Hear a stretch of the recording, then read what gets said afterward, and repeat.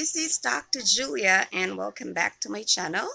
If you haven't subscribed, why don't you hit and smash the notification bell first to keep updated. Today's lesson, we will find out on how to use for and since.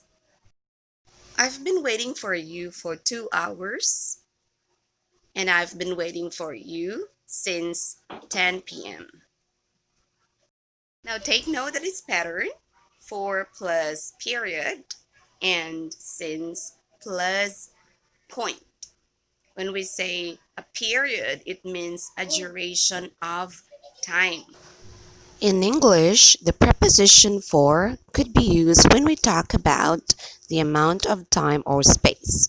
The amount of time could be seconds, minutes, hours, days, months, or even years. In addition, for can be used in all verb tenses.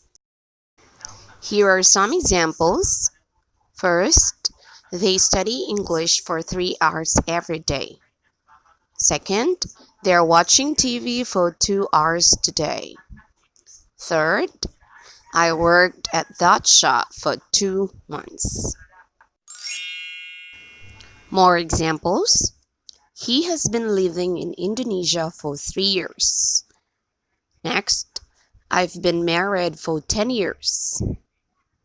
Last example. Will you stay here for a long time?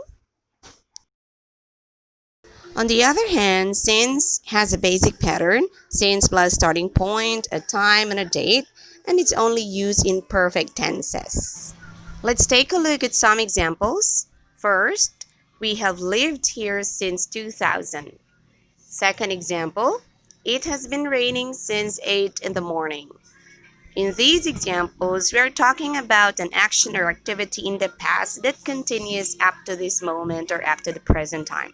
That's all for today, and if you find this video interesting, why don't you comment down below, hit and smash the notification bell now.